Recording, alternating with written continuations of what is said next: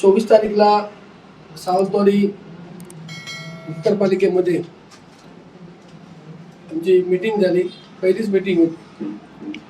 आणि त्या मीटिंगमध्ये अशा काही गोष्टी घडल्या, त्यामुळे नगराध्यक्ष मॅडमना पत्रक काढावं लागलं. आणि त्या परत मी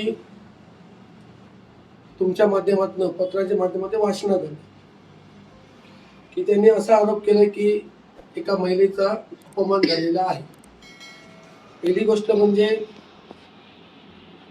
आणि काही नगरसेवकांनी तो माझा अपमान केला. मला असं वाटतं की तुम्ही सगळेजण तिथं होता, त्या गोष्टीला विरोध मीच केला होता.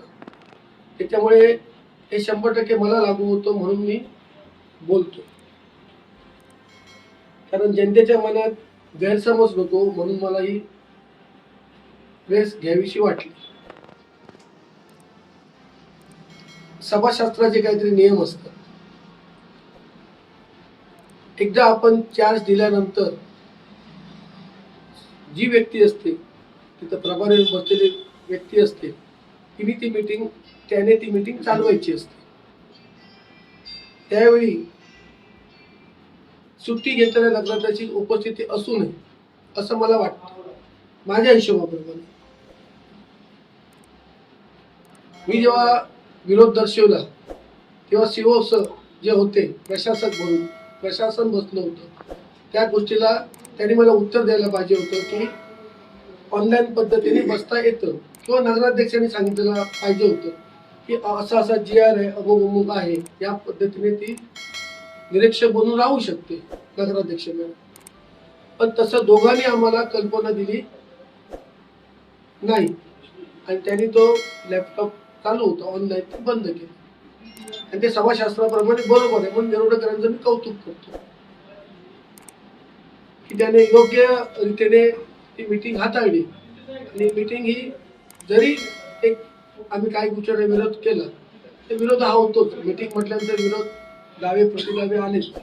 पण निरोधकांचं मनापासून अभिनंदन करतो आणि सांगू इच्छितो नगराध्यक्ष मॅडमला, आमचा हेतू कोणाचा अपमान करणं नाही, आमचे चांगले संस्कार झाले. त्यामुळे आम्ही कधी महिलेचा अपमान केला नाही. 25 वर्ष राजकारण करतो. उगाच तुम्ही राजकारण करून माझ्या भानगडीत पडू नका. तुम्ही असेल तिथं सुखी राहा, किंवा संजू परबाच्या तिला तुम्ही येऊ नका, असं या प्रेसच्या द्वारे मी त्यांना सांगू इच्छितो. दुसरी गोष्ट, नगरपालिकेचं एक इंस्टाग्राम आहे आणि फेसबुक आहे.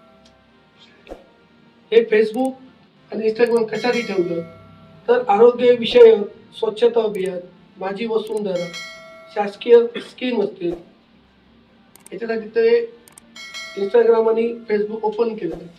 त्याच्यावर सिंधुदुर्ग लाईव्हची जी बातमी आली होती, त्यांनी जे पत्रक दिलं होतं, ते मॅडमनी त्याच्यावर टाकलं. हे जे फेसबुक आणि इंस्टाग्राम आहे, ते राजकारण करण्यासाठी नाही. आणि ते कायम जे म्हणतात, मी लोकांनी निवडून दिलं, आम्हाला पण लोकांनीच निवडून दिलं आहे. आम्ही वरनं येऊन खालती पडलेलो नाही, आणि आमचा अधिकार आहे लोकांसाठी भांडायचं, म्हणून आम्ही भांडलो. आणि जर काय चुकीचं होत असेल तर अजूनही या गोष्टीला मी स्वतः 100% या गोष्टीला विरोध करेन, असं मी या ठिकाणी मला तुम्हाला सांगावं असं वाटतं. आणि लोकांना भावनिकतून राजकारण येत नाही. तुम्ही 12 कोटीच्या नगराध्यक्ष आहात, त्यामुळे परत लोकनियुक्त लोकांनी केलं हे मला तुम्ही सांगू नका आणि बोलायला भाग पडू नका. तुम्ही सुट्टीवरनं या, तुमचा बंब पडतोय 2-2 दिवस बंद, तो तुम्हाला जमत नाहीये, आणि विकासाच्या गप्पा मारू नका. एकदा बंब बंद पडला, आम्ही टेक्निकल मुद्दा समजतो, कारण इन्सुलिन आग लागली तरी यांचा बंब बंद. त्यामुळे पहिले बंब काय ते दुरुस्ती करा, आणि त्याच्यानंतर ते काय ते निरीक्षक म्हणून येतात, ते काय ते बघा. आणि उद्या सुद्धा आमची मीटिंग आहे, त्या मीटिंगमध्ये सुद्धा आम्हाला जे काय अर्थसंकल्पावर बोलायचं आहे, कशी चिरफाड करायची आहे, ती मी उद्या चिरफाड करेन. एवढंच मी तुम्हाला या ठिकाणी सांगायला आलो बस. कारण ते वकील आहेत, त्याला माहिती आहे सभासद सपोर्ट सपोर्ट केला नाही, त्यांनी योग्य तो निर्णय घेतला. सपोर्ट काय, मला पाडायला माझ्या वाड्यात होते, सपोर्ट रिपोर्ट काय केला नाही. त्यांनी योग्य तो निर्णय घेतला, समाजशास्त्रावर निर्णय घेतला. आणि जर ते येणार होते तर सीओने आम्हाला सूचित केलं पाहिजे होते. जर एखाद्या मिटिंगला राजेश नाईकला यायचं असेल, आज तुमच्या ठिकाणी राजेश नाईक येणार, हे सूचित करावं लागतं. आम्हाला कोणी सूचित केलं होतं का? नगराध्यक्ष मॅडम ऑनलाईन असणार, आम्हाला नोटीस दिली होती का? आम्ही मान्य केलं असतं. अचानक तुम्ही आणून काय करणार, या गोष्टी आम्हाला मान्य नाहीत.